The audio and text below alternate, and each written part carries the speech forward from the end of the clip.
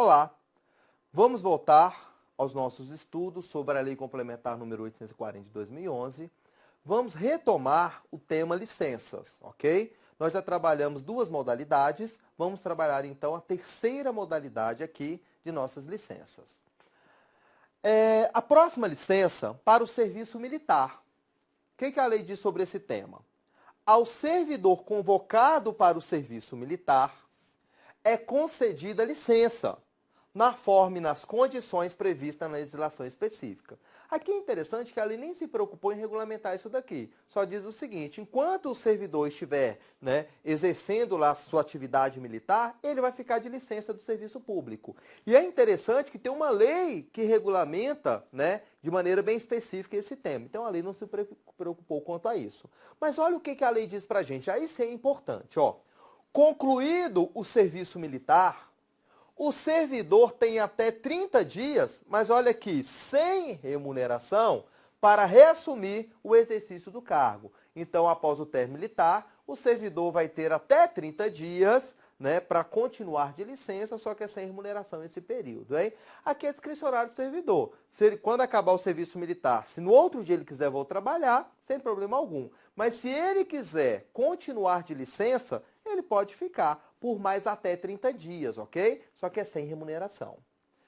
Próxima licença, para atividade política.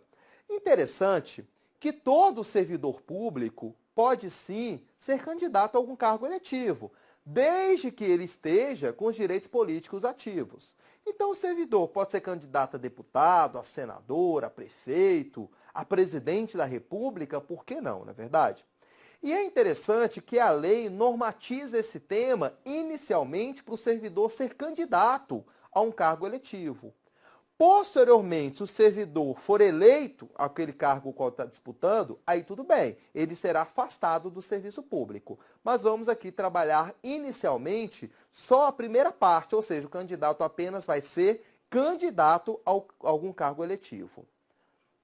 Vamos trabalhar agora a licença, então, para atividade política. O que a lei diz para a gente? Há 2 períodos para essa licença. Nós vamos ter um período sem remuneração e um período com remuneração.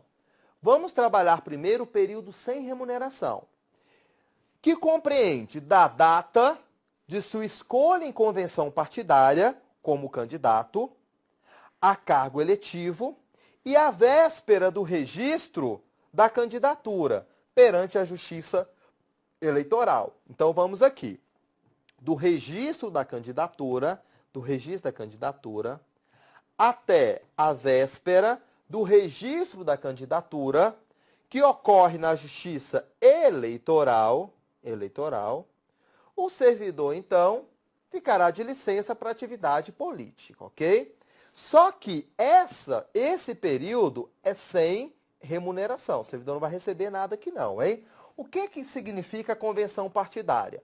Aqui, no caso, é uma reunião realizada ali entre os integrantes do partido, aos quais serão escolhidos os novos candidatos. Então, para o servidor até fazer um lobby, para ele pelo menos ser indicado ao partido para ser candidato, ele pode ficar de licença, então, da convenção partidária, até o registro de sua candidatura ali no TRE.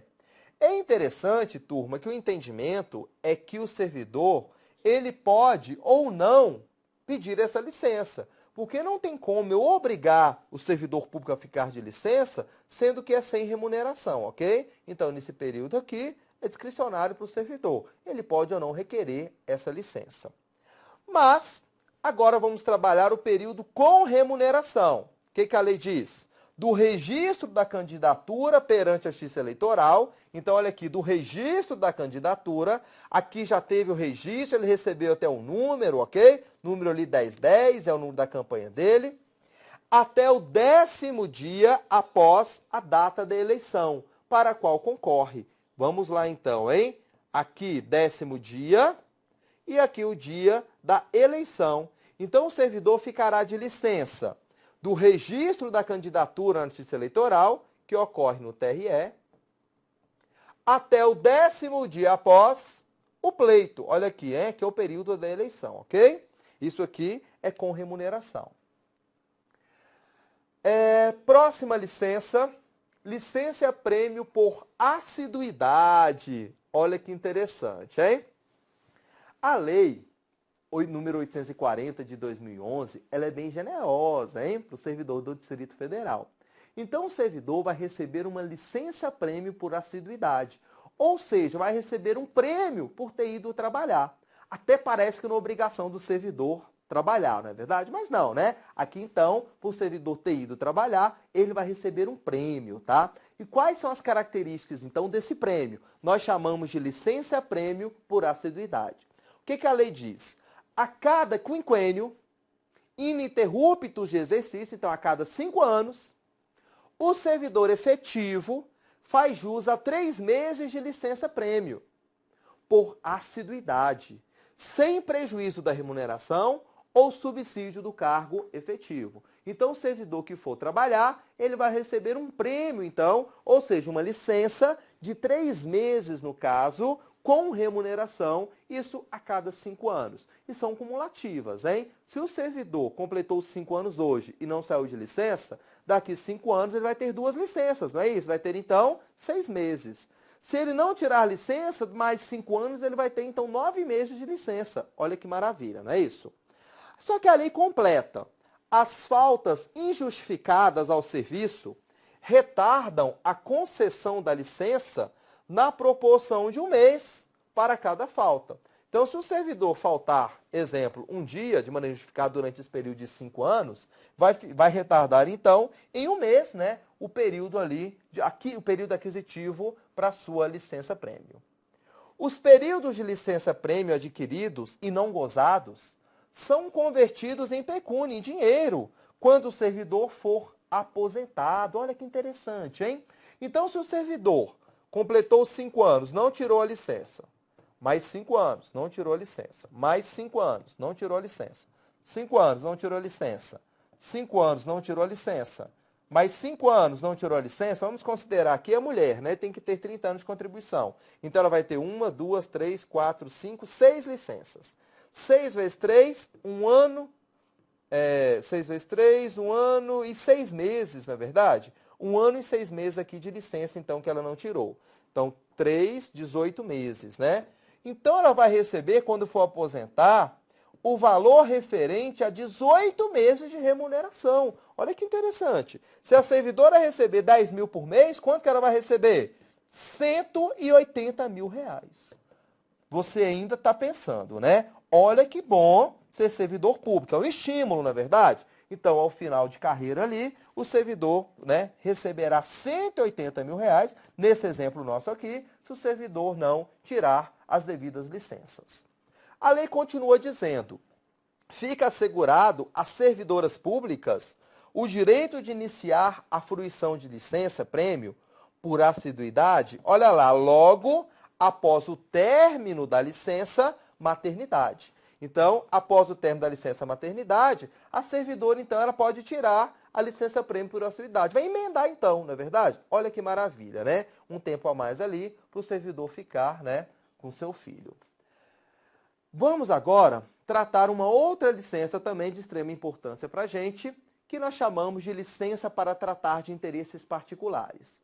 Pode ocorrer muito bem, né, que você, servidor público, esteja praticando uma outra atividade. E essa atividade sua está atrapalhando ali, né, a sua atividade como servidor público. Então, o que você pode fazer? Pedir uma licença para se afastar do seu cargo temporariamente para você dedicar a outra atividade. Às vezes ocorre do servidor que consegue juntar um dinheiro, guardar, né, um determinado valor, pedir a licença e estudar para um novo concurso público. Isso ocorre bastante, viu? Né, alguns colegas, mesmo professores e alunos, já fizeram isso daí. Então, bem interessante essa licença para a gente. Vamos aqui. O que a lei diz para a gente? A critério da administração pública, quando a lei fala critério, é porque corresponde um ato discricionário da administração. O servidor vai realizar o pedido, mas a administração vai avaliar se concede ou não essa licença. Então, a critério da administração pública, pode ser concedida ao servidor estável, olha lá, estável, licença para tratar de assuntos particulares, pelo prazo de até 3 anos consecutivos, sem remuneração. Então, qual que é o prazo de licença? Por até 3 anos. Então, o servidor faz o pedido, pede 3 anos ali para a administração pública. A administração pode avaliar as circunstâncias, conceder apenas 2 anos, tá vendo? Porque tanto a concessão da licença quanto o prazo vão corresponder a ato discricionário da administração pública. A licença pode ser interrompida a qualquer tempo, a pedido do servidor ou a critério da administração pública. Então, vamos considerar, o servidor público tirou a licença por 3 anos. No entanto, com 1 ano ali de gozo da licença, ele resolve voltar a trabalhar. O que ele pode fazer, então? Pede a suspensão, no caso, da licença. Então, a licença será interrompida. Na verdade, o ato aqui ele acaba sendo revogado, tá? Tem a revogação do ato administrativo e o servidor volta a trabalhar. Mas a administração pública, também de ofício, pode determinar o retorno do servidor. A licença pode ser prorrogada por igual período uma única vez. Exemplo, o servidor pediu 3 anos, a administração pública concedeu apenas 2 anos. O que o servidor pode fazer, então? Pedir a sua prorrogação, no caso, por igual período, como a lei fala, não é verdade? Então, vai prorrogar por mais 2 anos. Vamos trabalhar a próxima licença, licença para o desempenho de mandato classista. Vamos, então, ao conteúdo dessa licença. É assegurado ao servidor estável, outra característica, hein? Servidor estável, o direito à licença para desempenho de mandato em central sindical, confederação, federação ou sindicato representativo de servidores do Distrito Federal, regularmente registrado no órgão competente. Então, vamos lá. Você vai ser servidor da Secretaria de Educação. Olha lá, o diretor do seu sindicato é um colega, um professor, que participou de uma chapa, e os professores, então, votaram nessa chapa. Então, aquele líder sindical, ele pode muito bem pedir licença para o desempenho de mandato classista. Ele vai representar, então, a sua classe. A remuneração ou subsídio do servidor licenciado, na forma deste artigo, e os encargos sociais decorrentes, veja só, são pagos pelo órgão ou entidade de lotação do servidor. Então, o servidor, quando ele sai aqui de licença para desempenho de mandato classista, ele continua recebendo a sua remuneração ou subsídio ali de servidor. É bem generosa a lei, Porque em outras leis, como, por exemplo, a Lei 8.112, essa licença é sem remuneração. Mas aqui não. Quem vai pagar o salário, então, do presidente do seu sindicato é o próprio órgão, A licença tem duração igual à do mandato, podendo ser prorrogada no caso de reeleição. Exemplo, mandato lá do seu sindicato, 2 anos, ok? No entanto, a chapa lá, ela foi reeleita. Então, o servidor poderá ficar por mais 2 anos ali gozando essa licença, ok? Vamos aqui continuando o tema licenças, um tema bem interessante também, porque é um direito ali do servidor público, além de ser importante também para a sua aprovação no concurso público. A próxima licença que nós vamos trabalhar é a licença paternidade. O que essa licença diz para a gente, hein? Pelo nascimento ou adoção de filhos, o servidor tem direito à licença paternidade de 7 dias consecutivos. Bem tranquilo, na verdade, incluindo o dia da ocorrência. Então, qual o prazo ali da licença paternidade, hein? 7 dias. Bem tranquilo isso daqui. Abono de ponto. O servidor que não tiver falta injustificada no ano anterior faz jus ao abono de ponto de 5 dias. Então, olha lá, abono de ponto, 5 dias. O gozo do abono de ponto pode ser em dias intercalados. Então, olha que maravilha. Olha como essa lei é generosa, hein? Nós já vimos que o servidor público, ele faz jus, sim, à licença-prêmio por assiduidade. Então, ele foi trabalhar, então, todos os dias. A cada 5 anos, ele vai ter, então, essa licença, que corresponde 3 meses com remuneração. Mas, ainda assim, se o servidor trabalhar o ano anterior, sem qualquer falta injustificada, No ano posterior, ele vai ter um abono de 5 dias, tá? E esse abono pode ser tirado, sim, em dias intercalados. Então, vamos considerar. Em 2013, olha que servidor excelente, hein? Não teve nenhuma falta injustificada. Em 2014, então, ele vai ter, né, direito ao abono de ponto.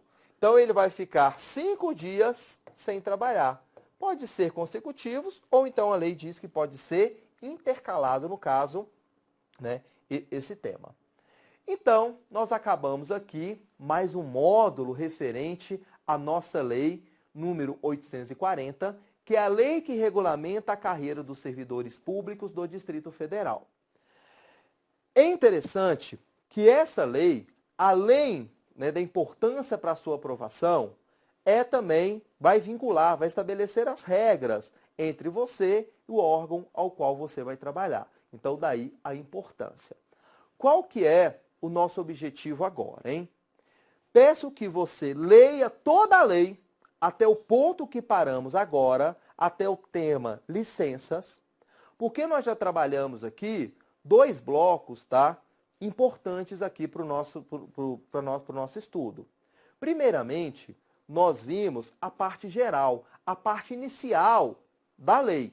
Nós trabalhamos a questão da posse, da nomeação, do exercício, o que representa um cargo público, o que representa o estágio probatório, a estabilidade do servidor. Posteriormente, nós iniciamos ali com o provimento. Lembram? A recondução, a reintegração, a reversão, não é isso? Não é só a nomeação também, uma forma de provimento, como também o aproveitamento, né? É um tema também que cai bastante em concurso público. Fomos prosseguindo, né, o tema, trabalhamos também a remoção, a redistribuição, a substituição, as diferenças entre vencimento, entre subsídio e também a remuneração. Vimos ali as vantagens do servidor público e agora terminamos com o tema licenças. Então, bons estudos, sucesso e releia tudo que nós trabalhamos até agora. E dica, hein? Faça seu próprio resumo, ok? Faça um resuminho aí, que isso ajuda bastante o entendimento, viu? Então, até a próxima, até o próximo vídeo. Sucesso nos estudos.